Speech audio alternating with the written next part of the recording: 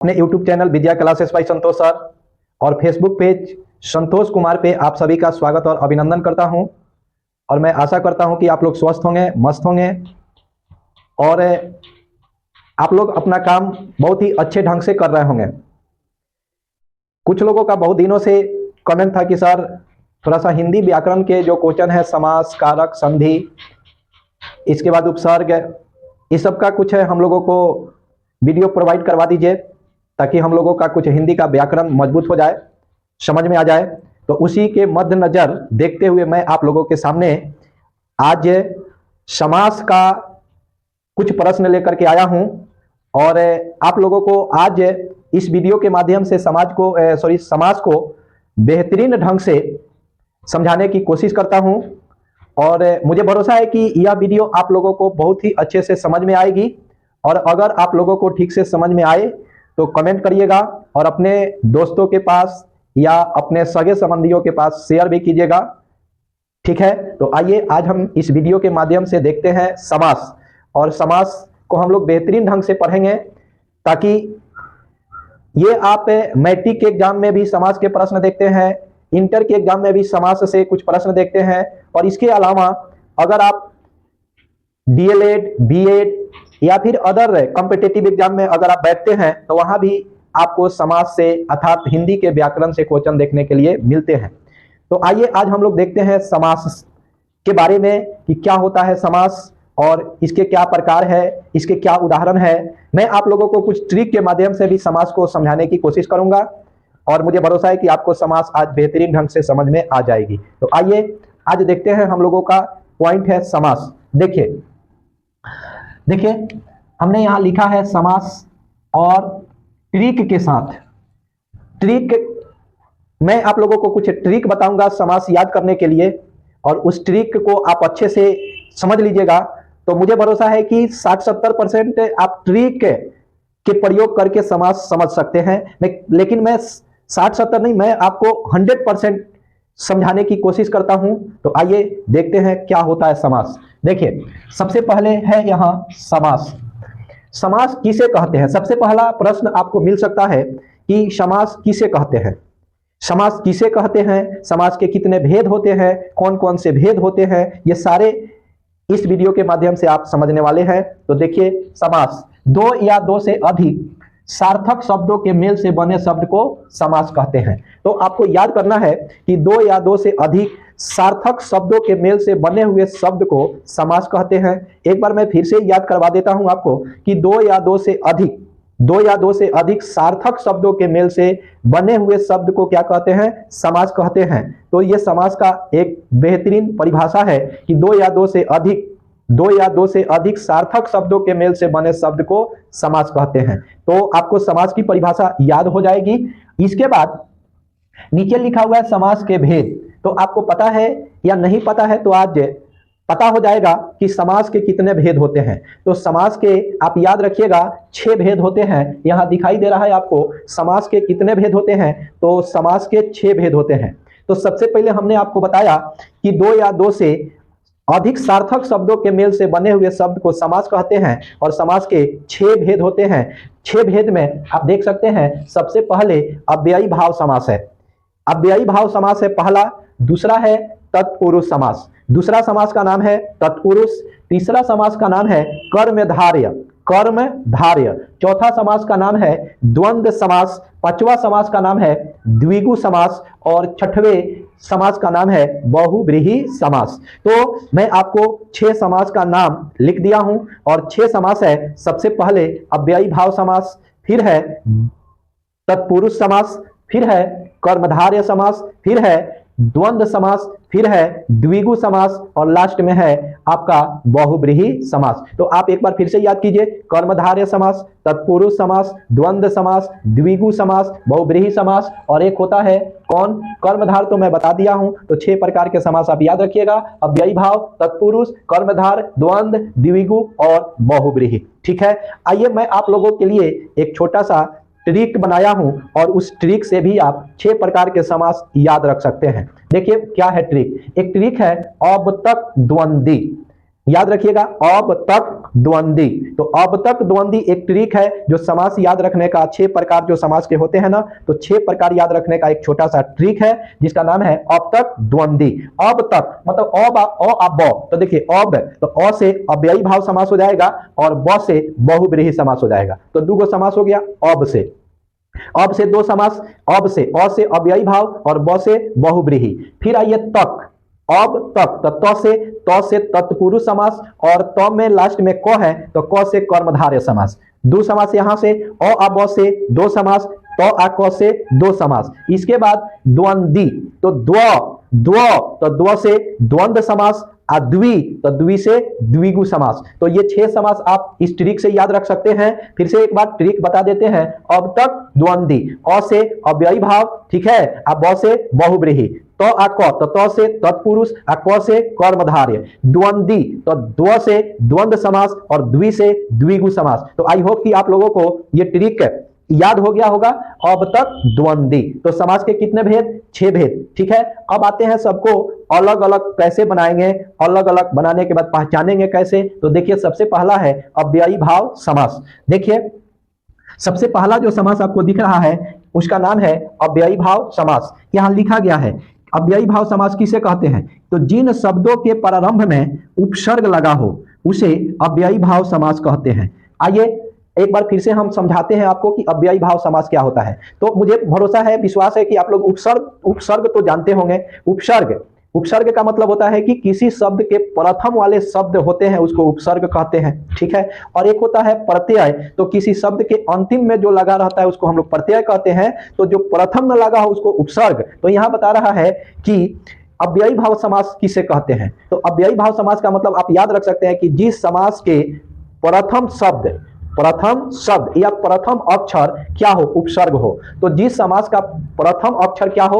उपसर्ग हो, उसे हम लोग कहते हैं अव्ययी भाव समास। तो पहला अक्षर जिसका उपसर्ग होता है, यानी जिस शब्द का पहला अक्षर उपसर्ग होता है उसे कहते हैं अव्ययी भाव समास। तो आप उपसर्ग देख सकते हैं, 2-4 उपसर्ग का एग्जाम्पल हम लिखे हैं।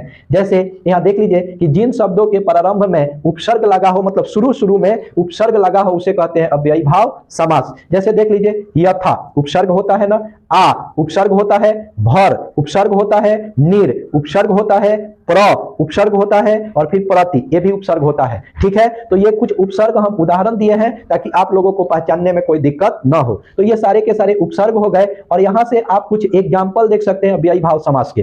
अव्ययी भाव समास का पहला ऑप्शन मतलब पहला उदाहरण देख लीजिए, यथा संभव। तो यथा संभव में पहले क्या है? यथा। तो यथा आपका क्या हो गया? उपसर्ग। तो यथा संभव कौन सा समास हो गया? तो ये हो गया अव्ययी भाव समास। इसके बाद अनुरूप, तो आप देख सकते हैं अनुरूप, अनु तो पहले अनु आ रहा है ना, तो अनु आपका क्या होता है? उपसर्ग होता है। तो पहले अनु है तो उपसर्ग है, इसलिए अनुरूप किस समास का उदाहरण होगा? तो अव्ययी भाव समास का उदाहरण होगा, ठीक है। इसके बाद आज जन्म, तो आज जन्म में आ गया ना, तो आ क्या होता है? आ आपका उपसर्ग होता है, इसलिए आज जन्म अव्ययी भाव समास का उदाहरण हो गया। इसके बाद प्रतिदिन, आप देख रहे हैं ना प्रति, तो प्रति आपका क्या होता है? तो उपसर्ग होता है, इसलिए प्रतिदिन अव्ययी भाव समास का उदाहरण हो गया। तो आई होप कि आप लोगों को अव्ययी भाव समास बेहतरीन ढंग से आज समझ में आ गई होगी। इसके बाद दूसरा जो समास आपको दिख रहा है तत्पुरुष, तो आइए हम देखते हैं तत्पुरुष समास यहां, ठीक है। देखिए आपको दिखाई दे रहा है तत्पुरुष समास। तो यहां देख लीजिए लिखा गया है कि जिस समास का विग्रह करने पर कारक चिन्ह का लोप हो जाता है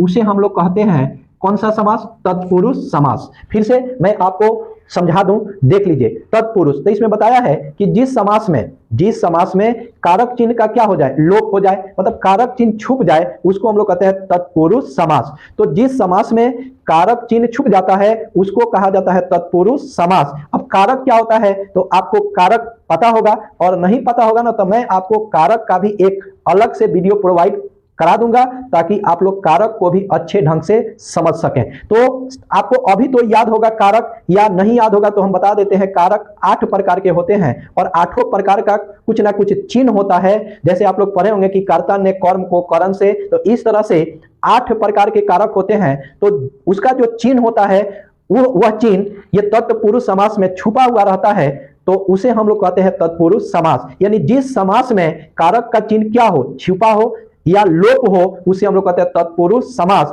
जैसे आप यहां देख सकते हैं, ने, को, से, में, पर, के लिए इत्यादि हमने लिख दिया है। 8 प्रकार के कारक होते हैं, तो 8 प्रकार के कारक में 8 का कुछ ना कुछ चिन्ह होता है। तो आप लोग अगर उस 8 चिन्ह को याद रखिएगा ना, तो तत्पुरुष समास आराम से समझ सकते हैं, या कहीं भी आए तो आप उदाहरण भी समझ जाएंगे कि ये किस समास का उदाहरण है। तो देख लीजिए, जैसे हमने यहाँ कुछ एग्जाम्पल लिखा है, जैसे यश प्राप्त, यश प्राप्त, तो यश को प्राप्त, यानी को आ गया ना, यहाँ देख रहे हैं को आ गया, तो यश प्राप्त यानी यश को प्राप्त, तो कर्ता ने कर्म को, तो यहाँ को आ गया। इसके बाद मन चाहा, तो मन से चाहा, ठीक है, मन चाहा का मतलब मन से चाहा, ये एग्जाम्पल हो गया। यज्ञशाला मतलब यज्ञ के लिए शाला। तो आप लोग सबसे पहले अगर कारक का चिन्ह याद कर लेंगे, कारक याद कर लेंगे, 8 भेद याद कर लेंगे, तो तत्पुरुष एकदम पहचानने में आसान हो जाएगा, कोई दिक्कत नहीं होगा। मैं आगे आपको अलग से कारक का एक वीडियो प्रोवाइड करा दूंगा, बना करके बेहतरीन ढंग से समझा के मैं आपको प्रोवाइड करा दूंगा नेक्स्ट वीडियो में। तो आप देख सकते हैं कि कारक किसे कहते हैं। अभी हम लोग क्या हैं, अभी हम लोग समास पे हैं। तो मेरे कहने का मतलब है कि अगर कारक के 8 वो चिन्ह आपको याद है ना, तो तत्पुरुष समझने में कोई दिक्कत नहीं होगा। इसके बाद तीसरा जो है ना, तीसरा समास, उसका नाम है कर्मधारय। आप देख सकते हैं तीसरा समास है कर्मधारय। तो कर्मधारय समास को अब हम लोग समझेंगे। तो अभी तक हम लोगों ने 2 समास को समझा, जिसमें सबसे पहले अव्ययी भाव। तो अव्ययी भाव, उसमें पहला क्या होगा, पहला होता है उपसर्ग, ठीक है। और इसके बाद हम लोगों ने क्या समझा, तत्पुरुष। तो तत्पुरुष में क्या होता है, तो कारक का चिन्ह लोप रहता है, ठीक है। तीसरा आइए कर्मधारय को समझते हैं। तो यहां हमने तीसरा समास लिखा है कर्मधारय। देख लीजिए, जिस समास में प्रथम पद दूसरे पद की विशेषता को बताता है, ठीक है, उसे हम लोग कहते हैं कर्मधारय समास। तो जिस समास में प्रथम पद दूसरे पद की विशेषता बताता है, उसे कहते हैं कर्मधारय समास। तो आप लोग याद कर सकते हैं कि जिस समास में प्रथम पद दूसरे पद की विशेषता को बतलाए, उसे कहते हैं कर्मधारय समास। फिर से एक बार आप याद कर सकते हैं कि जिस समास में प्रथम पद दूसरे पद की विशेषता को बतला दें, उसको आप लोग कर्मधारय समास के नाम से जानते हैं। आइए देखते हैं इसका कुछ एग्जाम्पल। इसमें और भी कुछ मैंने नोट में लिख दिया है, आप उसे भी याद कर सकते हैं। जैसे एग्जाम्पल देखेंगे तो इसमें आ सकता है के समान या है जो, अलग से मैंने नोट में लिख दिया है, के समान या है जो, ठीक है। तो जिस समास में प्रथम पद दूसरे पद की विशेषता को बतलाए, उसे कर्मधारय समास कहते हैं। और नोट में याद रखिएगा, मतलब उदाहरण को बेहतरीन ढंग से याद करने के लिए, तो के समान या है जो। जैसे देखिए, चरण कमल, आपका सबसे पहला एग्जांपल दिख रहा है चरण कमल। तो हमने इसको तोड़ के लिखा है कमल के समान चरण। देख रहे हैं, चरण कमल, तो कमल के समान चरण, तो आ गया के समान, देख लीजिए आ गया ना के समान। तो यहां हो गया चरण कमल, तो कमल के समान चरण। फिर है कमल नयन, तो कमल के समान नयन, तो के समान आ गया। इसके बाद चंद्रमुख, तो चंद्र के समान मुख, ठीक है। इसके बाद महापुरुष, तो महान है जो पुरुष, देख लीजिए है जो, तो के समान भी आया और है जो भी आया, तो महान है यानी महापुरुष, महान है जो पुरुष। तो ये सारे के सारे किसके उदाहरण हो जाएंगे, तो ये कर्मधारय समास के उदाहरण हो जाएंगे। फिर से कर्मधारय समास को हम लोग समझते हैं कि जिस समास में प्रथम पद दूसरे पद की विशेषता को बतला देता है, उसे हम लोग कहते हैं क्या, हम लोग कहते हैं कर्मधारय समास। इसमें नोट में 2 बातें याद रखना, के समान या है जो। इसके बाद आते हैं हम लोगों का चौथा समास है, जो आप देख रहे हैं द्वंद्व समास। तो चौथा समास है द्वंद्व समास। तो द्वंद्व समास में क्या कहा गया है कि जिस समास के दोनों पदों के बीच में योजक चिन्ह लगा हो और विग्रह करने पर और या एवं आए, तो उसे कहते हैं द्वंद्व समास। देखिए, आप लोग इसको भी आराम से याद कर सकते हैं। जैसे हमने बता दिया कि इसमें क्या होता है कि इसमें होता है कि जिस समास के दोनों पदों के बीच योजक चिन्ह, मतलब घटाव का चिन्ह आप लोग देखे होंगे, तो इसमें दोनों समास के बीच जब विग्रह करिएगा ना, जैसे मान लीजिए कि हम एक उदाहरण अभी देते हैं, जैसे माता पिता, तो बीच में योजक करी रहता है ना, तो उस प्रकार के अगर आपको उदाहरण दिखे तो आप कह सकते हैं कि ये द्वंद्व समास के उदाहरण होते हैं। जैसे देख लीजिए, जिस समास के दोनों पदों के बीच में योजक चिन्ह हो या इसके अलावा और हो, और हो या एवं हो तो उसे हम लोग कहते हैं क्या, तो उसे हम लोग कहते हैं द्वंद्व समास। तो एक यहाँ बहुत ही आसान तरीका से आप समझ सकते हैं, एक तो योजक चिन्ह आएगा, दूसरा और आ जाएगा, तीसरा एवं आ जाएगा, उसको आप लोग द्वंद्व समास के नाम से पहचान लीजिएगा। जैसे देखिए, जैसे हमने कुछ एग्जाम्पल लिखा है, इसका एग्जाम्पल यहाँ है, जैसे देख सकते हैं आप, पाप पुण्य। तो पाप पुण्य के बीच में योजक चिन्ह है ना, जिसको हम लोग हाइफन भी बोलते हैं, और यहाँ जब विग्रह किया गया तो हो गया पाप और पुण्य। फिर देख लीजिए ऊंच नीच, तो आ गया फिर हाइफन योजक, फिर हो गया ऊंच या नीच, फिर हो गया खरा खोटा, फिर आ गया हाइफन, तो इसका हो गया खरा या खोटा। ठीक है, तो मैं आप लोगों को आज बहुत ही सरल भाषा में समाज को समझाने की कोशिश कर रहा हूं, और मुझे भरोसा है कि आप लोगों को भी उतनी ही सरल भाषा में समझ में आ रही होगी। देखिए, अब इसके बाद जो है ना, इसके बाद 5वें नंबर पे द्विगु समास है। दिख रहा है आपको? 5वां जो समास है उसका नाम क्या है, तो उसका नाम है द्विगु समास। तो आते हैं हम समझने की कोशिश करते हैं द्विगु समास को। तो देख लीजिए द्विगु समास यहां दिख रहा है। जैसे देखिए, जिस समास में प्रथम पद संख्या हो, यानी जिस समास में प्रथम पद संख्या हो उसे हम लोग कहते हैं द्विगु समास।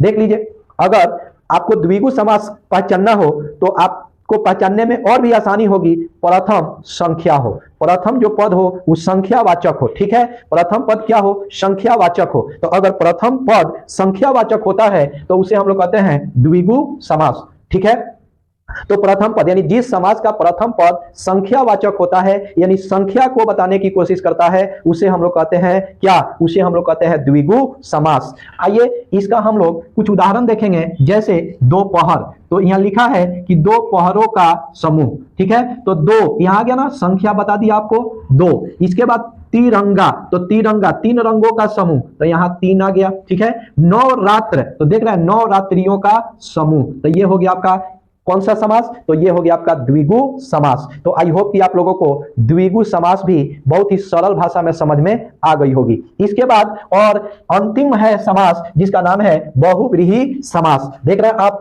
6ठे नंबर पे बहुव्रीहि समास है, और यहाँ हमने बहुव्रीहि समास लिख दिया है। ये बहुव्रीहि समास है, आप लोग थोड़ा सा यहाँ ये डाल लीजिएगा, हमने डायरेक्ट लिखना स्टार्ट कर दिया था, इसलिए यहाँ ये बहुव्रीहि समास का परिभाषा है। देखिए, जिस समास में कोई पद प्रधान नहीं होता है अर्थात दोनों पद मिलकर किसी तीसरे पद की ओर संकेत करते हैं तो उसे कहते हैं बहुव्रीहि समास।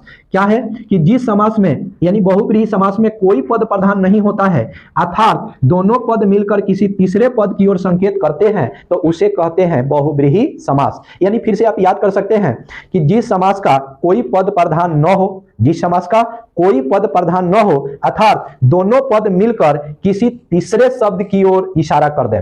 ठीक है, दोनों शब्द मिले और दोनों शब्द मिलने के बाद तीसरे शब्द का मतलब तीसरा शब्द बना दे और उसका अर्थ स्पष्ट हो जाए तो उसे हम लोग कहते हैं बहुव्रीहि समास। तो जिस समास का कोई पद प्रधान न हो अर्थात दोनों पद मिलकर किसी तीसरे पद की विशेषता नहीं, किसी तीसरे पद का निर्माण कर दे, ठीक है, किसी तीसरे पद की ओर संकेत कर दे या निर्माण कर दे तो उसे कहते हैं बहुव्रीहि समास। यहां भी हमने आपके लिए नोट में लिख दिया है एक लाइन, इसमें अधिकतर या ज्यादातर देवी देवताओं के नाम शामिल होते हैं। तो बहुव्रीहि समास को पहचानने का एक और तरीका हो गया कि इसमें ज्यादा करके उदाहरण जो आपको मिलेंगे देवी देवताओं के नाम ही मिलेंगे। तो और भी आसानी से आप याद कर सकते हैं, पहचान सकते हैं कि देवी देवताओं के नाम वाले जो भी समास होते हैं वो कुल मिलाकर के बहुव्रीहि समास के उदाहरण होते हैं। तो आप देख सकते हैं, जैसे कुछ हमने उदाहरण आपके लिए लिख दिया है। जैसे सबसे पहले घनश्याम, तो घन के समान श्याम, तो घन के समान श्याम का मतलब होता है कृष्ण।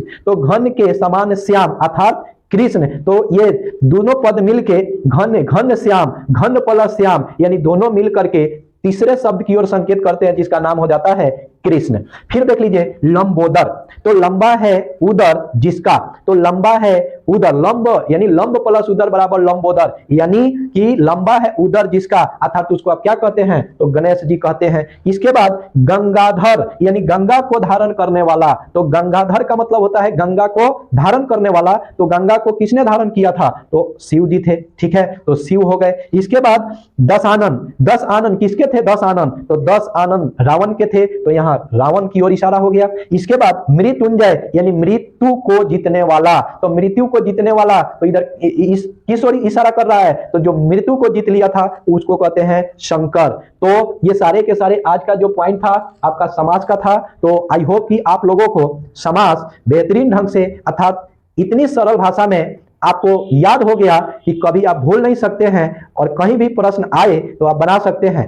मैं आप लोगों को अलग से समास के कुछ क्वेश्चन HW के जैसे मान लीजिए कि हम आपको दे देंगे कि आप लोग इसको बना लीजिए और समास को पहचान के उसके सामने लिख दीजिए। मैं अलग से एक वीडियो समास के उदाहरण के लिए डाल देंगे ताकि आप बना लें, और बना लेंगे तो आपका रिवीजन हो जाएगा, और रिवीजन हो जाएगा तो अगर किसी भी एग्जाम में आप बैठिएगा तो गलत नहीं होगा।